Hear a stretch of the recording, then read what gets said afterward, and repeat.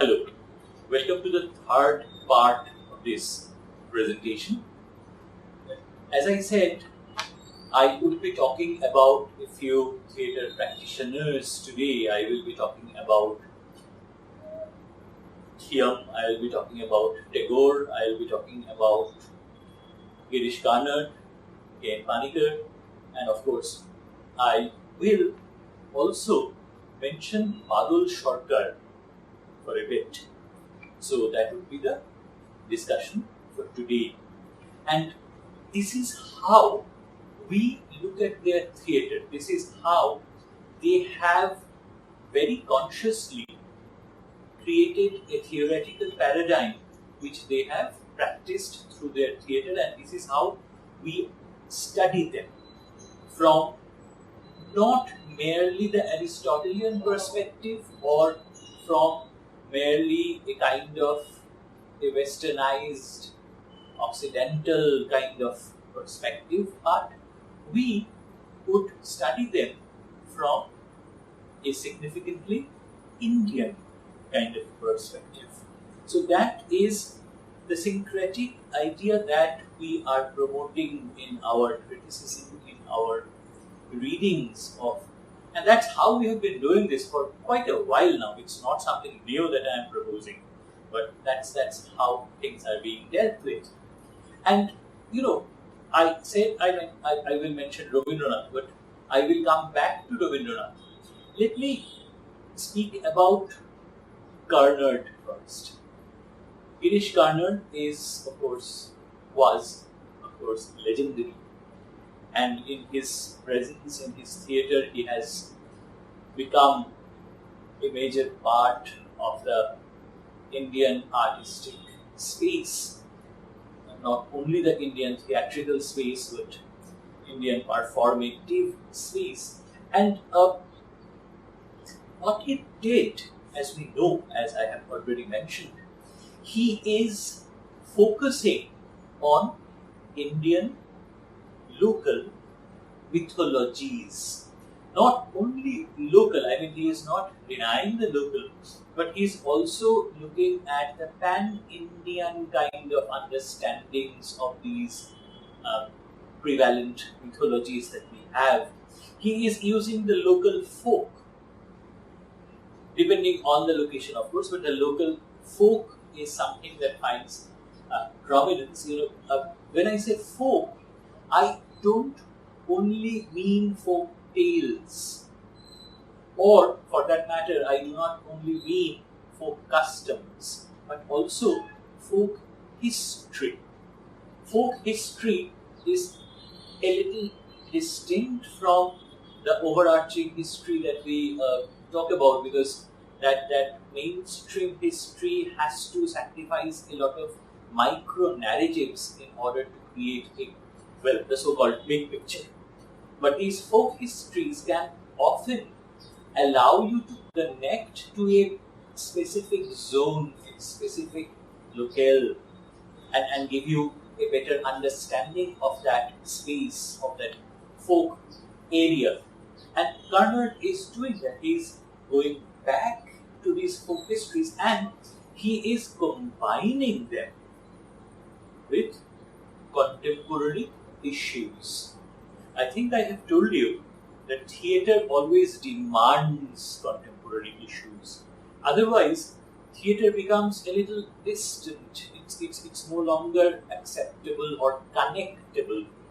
As with any other text, you need to connect with the theatrical performance. If you cannot do that, it will not be able to convey whatever message it is trying to convey. It will not be able to tell you what it wants to tell you. So that connection is vital. And what Karnad does is that those contemporary issues come in. So the contemporary issues connect you, connect the audience, as well as the folk and mythological structures, because they all come together and give you this construction, this meaning, and you can enter into this meaning fairly easily, because either the issues or the myth/folk will allow you entry, will allow you identification. So he does that, and what Garnard repeatedly said, and he has written this extensively, and he has said this quite a few times as well, that he wanted to reintroduce the Indian ethos to the Indian people.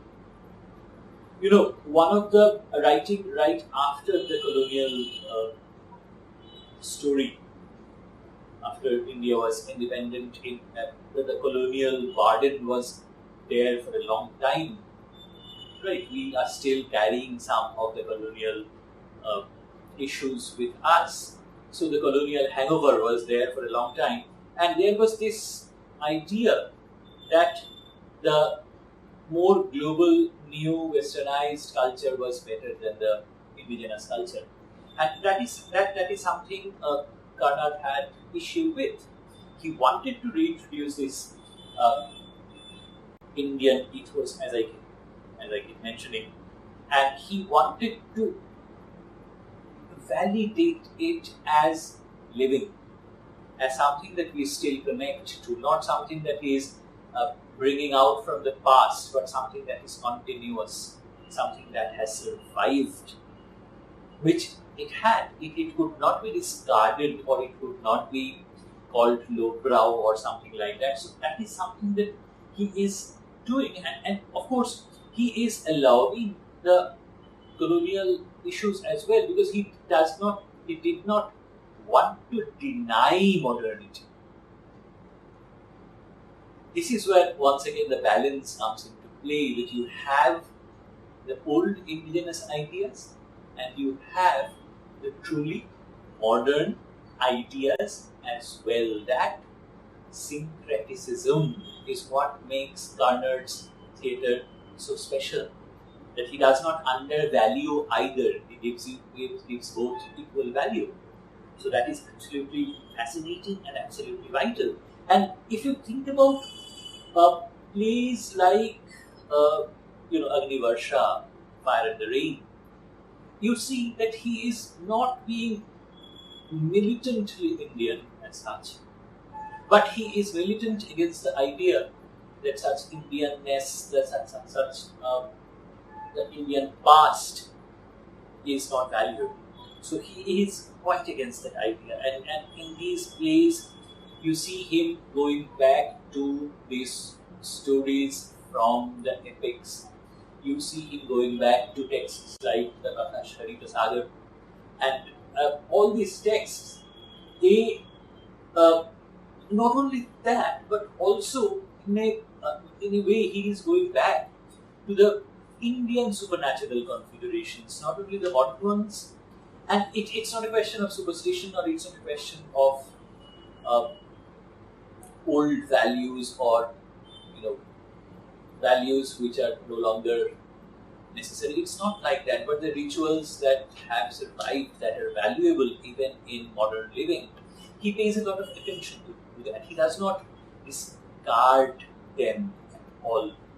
He believes in them. So introducing those rituals in his drama allows people to identify with his drama more, and that identification is necessary, because if you are trying to, as I keep saying, once again I'm repeating myself, when you are trying to convey something, that identification is vital, and this syncretism helps in that. It's not syncretism for the sake of syncretism. It's not an amalgamation or an experimentation for the sake of it. Not just an aesthetic kind of an experimentation, but there is a point here. Garnard is trying to prove something. Garnard is trying to give you something. And he also uses theatrical techniques which are from the past.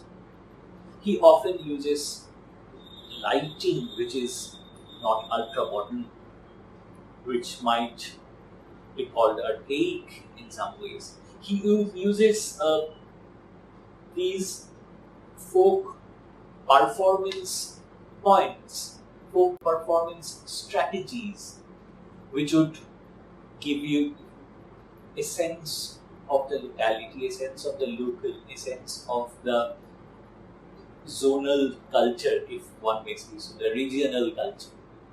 That is important because you cannot have, not everything can always be pan-Indian. There has to be some regional presences.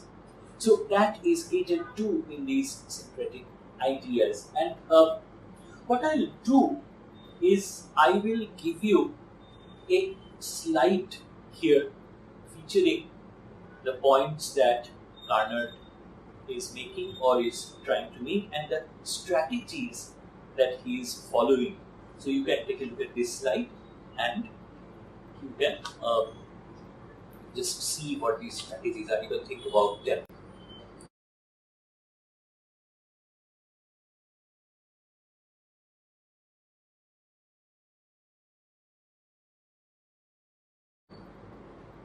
Then the person that I should talk about, that I should introduce here, I am not introducing anybody because you are familiar with all these people, all these, they are giants in the space, in the field of drama and in the field of Indian arts. So, but just to bring them into this context, how their contributions were significant in their context. I cannot obviously mention all of them.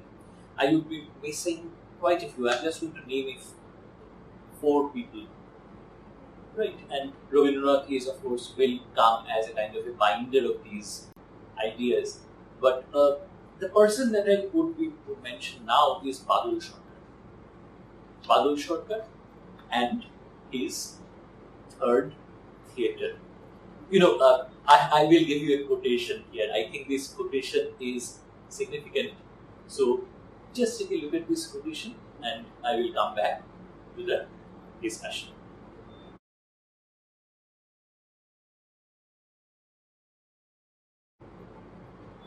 Now, as he says, this idea of the third theatre is something that is quite close to the idea of syncretism.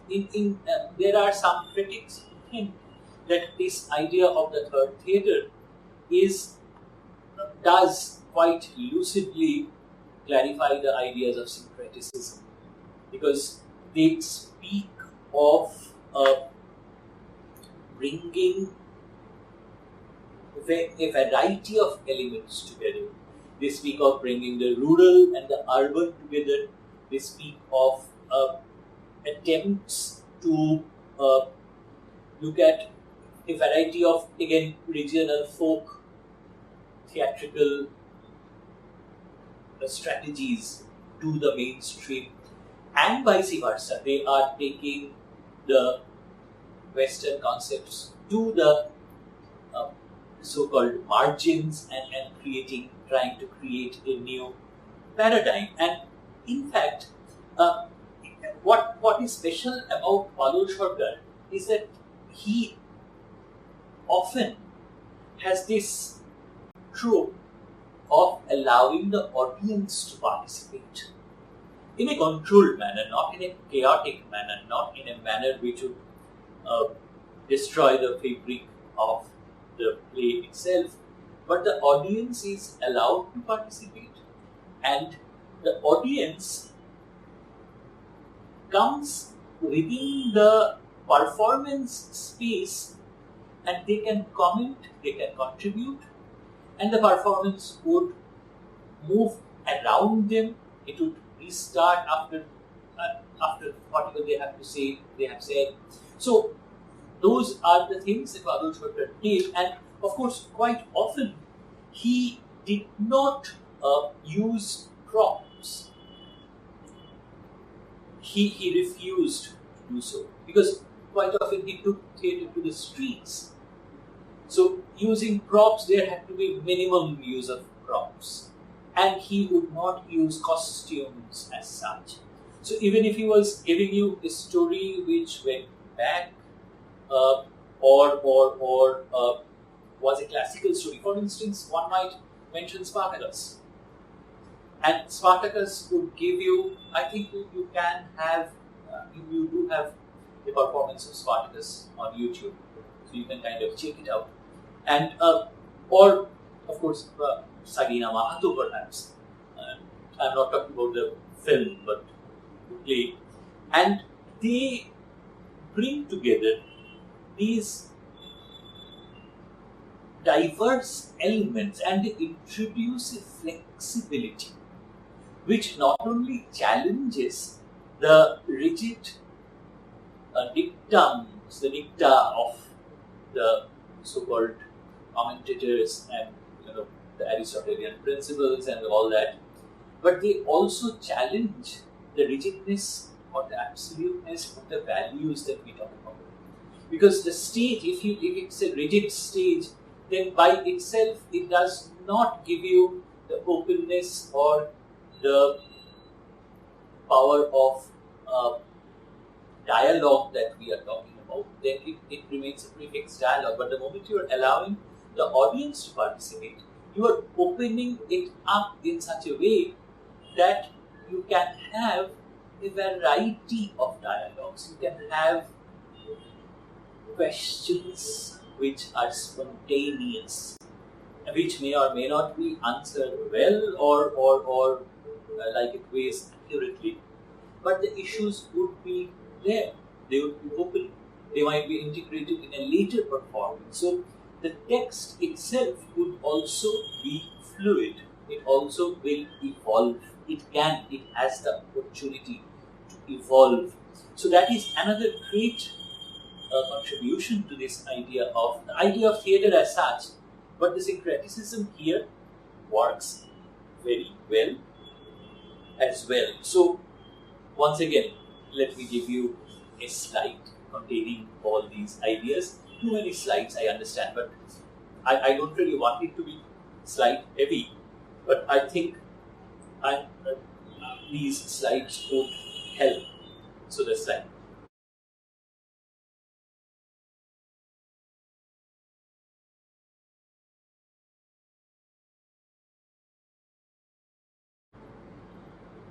Badul Sarkar and his Kanhailal met, I think, in 1972.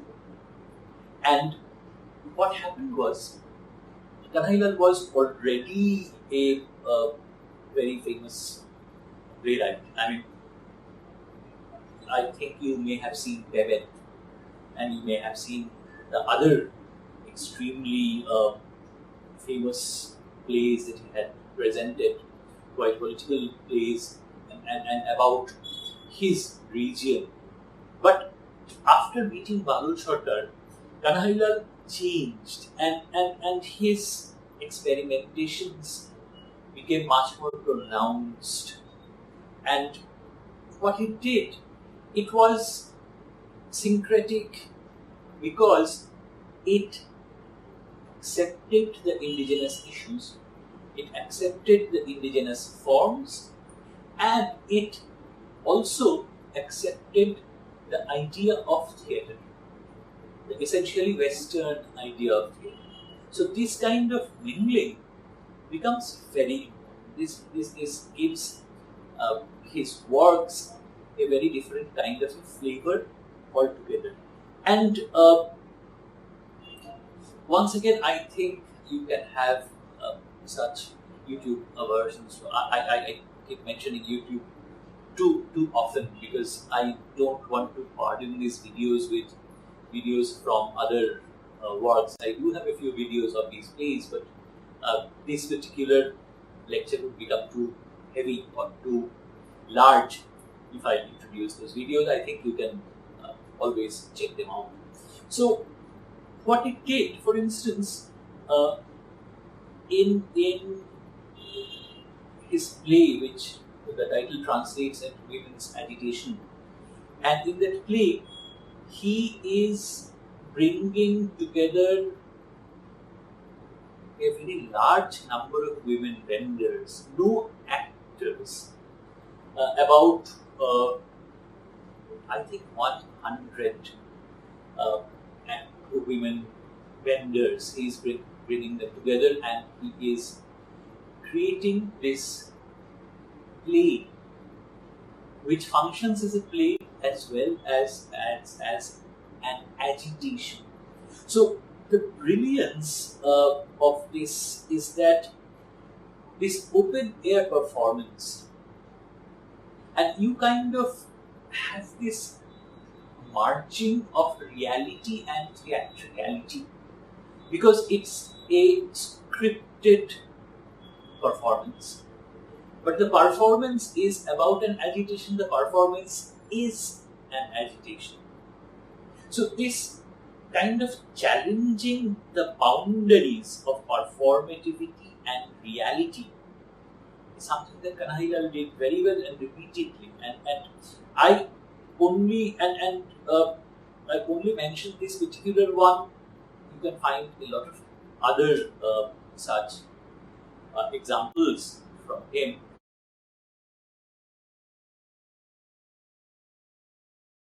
Because I don't really want to talk about Kanhailal entirely. Because when we are talking about Manipur, I think we should mention Ratan Thiam. So Thiam is focusing on a total kind of syncretism.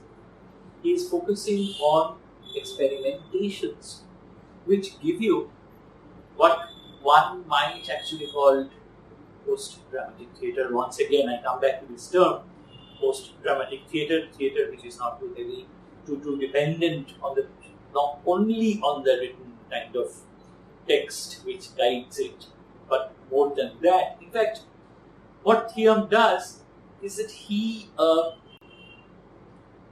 does not limit himself to dialogue. There are a lot of physical, non-linguistic ways of speaking, ways of communication. People growl, there are gymnastics. It's a very, very physically challenging kind of a performance that he engages in. And incidentally, the local dance forms, acrobatics, and even martial arts come into play here in his theatre. They become vitally important elements in his plays, and you can see how the traditional theatrical stage is being challenged. How a lot of other elements are brought in order to give you an experience which is far, far away from the traditional.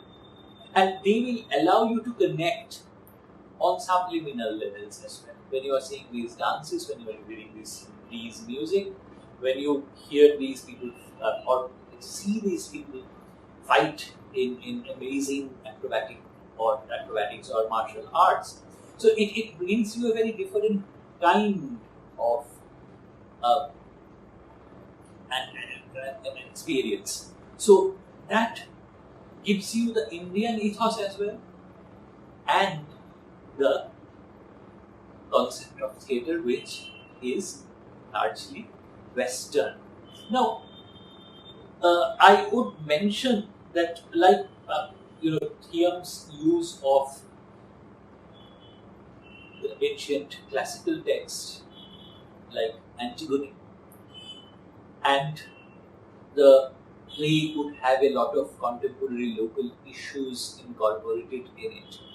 So that is hybridization, but it becomes syncretic because that hybrid identity somehow is lost. The Bhabai's hybridity becomes, and once again you can challenge me on this. You can kind of have a very different kind of opinion, a very different kind of an opinion on this. You're welcome to. But what happens is it becomes integrated and it becomes a new identity. It is no longer an amalgamation of two identities, not something that you feel as jarring as two very different things coming together. So that is what they are doing. And of course, if you go down south from Manipur to Kerala, and if you think about K.N. Panikkar, and you would know, and the theatre of rasa, as he says, there is this very famous book that you can take a look at. And Panikkar is presenting a lot of regional elements.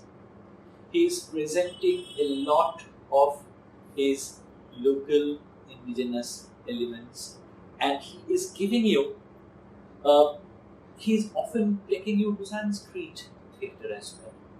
So he is sticking to improvisation. And improvisation, if you have ever acted in a play or if you have ever directed a play, improvisation is very difficult to manage. It's not impossible, it's not unwelcome quite often, but it can, I wouldn't say it's difficult to control, but it's difficult to manage. So he uses a lot of these improvisations, and what he does is that he uses different languages like Sanskrit. For instance, the play Madhava Vayagyam, he's presenting that in Sanskrit, and yet there is a lot of body heavy movements. There are a lot of physical expressions. So even if you do not understand Sanskrit, the play would work because all the meanings would be conveyed through these movements, through these ideas. And what his one of the stated policies that he has had, his theatre troupe is called Sopanam, and they always wanted to tell traditional stories. That is the highlight of this whole thing. They wanted to tell traditional stories which are not only, they will definitely have contemporary significance, but the traditional stories. And what they would do, they would perhaps go back to the Mahabharata, or they would go back to Ramayana, and they would bring those stories, obviously not the entire epics, but those smaller stories, and they would integrate it with local flavors like Mohini Natya. And I'm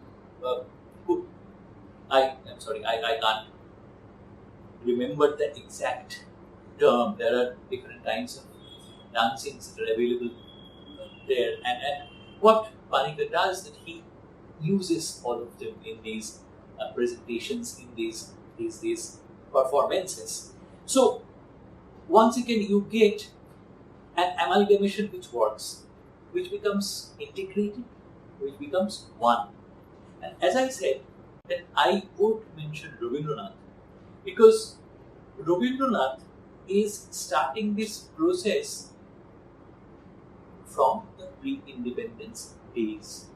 In fact, if you are into the literature that he created, if you read his novels, if you read his poetry, if you listen to his songs, then you see he is bringing in a lot of elements from all around the globe and introducing them into the new Indian kind of a construct. But having said that, he is not limiting himself to that. He is not only bringing things from around the globe and trying to modernize poetry or theatre or novels or such, but he is also looking at a variety of Indian indigenous influences. He is looking at all the regions, as many regions as he could, and he is introducing them. And in a way, from Rabindranath, this idea of syncretic ideology is beginning, that you can bring all these together and create a new Indian formula which will allow the traditional and the modern to coexist. At the end of the day, that is the idea of syncretism in India that we are looking at. So Rabindranath is talking about that. And what he does, for instance, the dance drama idea that is beginning. Traditionally, there is no, yes, there is no Bengali dance form to speak of. Nothing traditional as such. Bengalis have been word heavy, I guess, not physically that much motivated until now.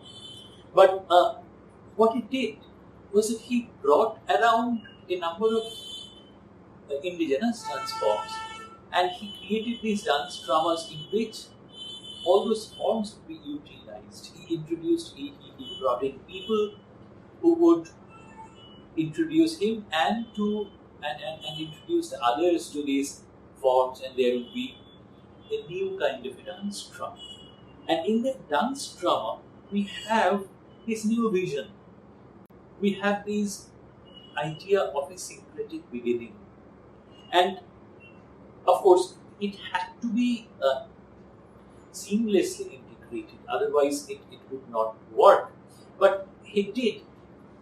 If you ask me, I would say it may not have been entirely successful from a typically westernized assessment of theatre. That's what we have been doing. We have offered judgment from that westernized point of view, that yes, that those dance dramas do not work, they are not good plays.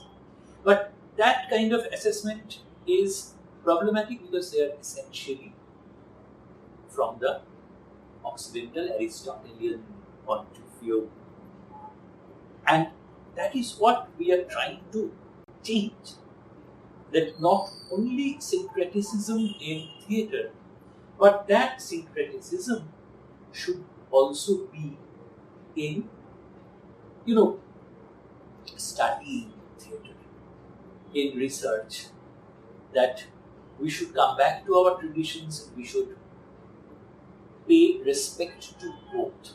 Because syncretism it cannot only be limited to a post-colonial kind of an idea.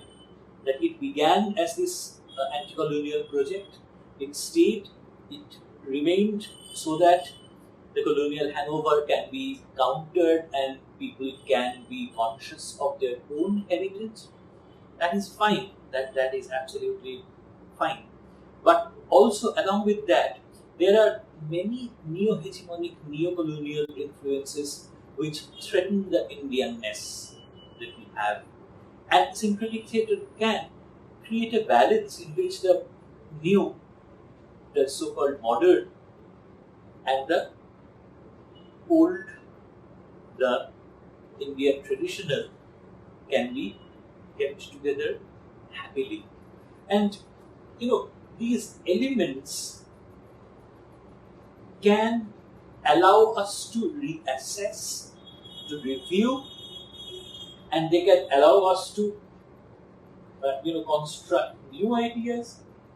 For instance, if you think about Rabindranath's Kashir Desh, he is looking at this old adventurous spirit, and it can be universal, it can be presented in different forms right now.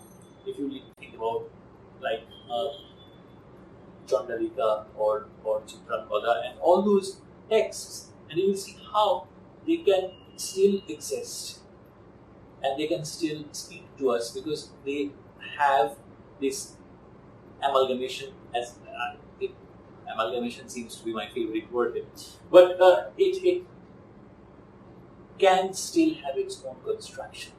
So let me end by saying that these syncretic elements, they allow us not only to have this kind of an anti-colonial, post-colonial kind of project, but this syncretic idea can also work towards the new identity that we are always trying to create, the identity of a traditional yet modern India.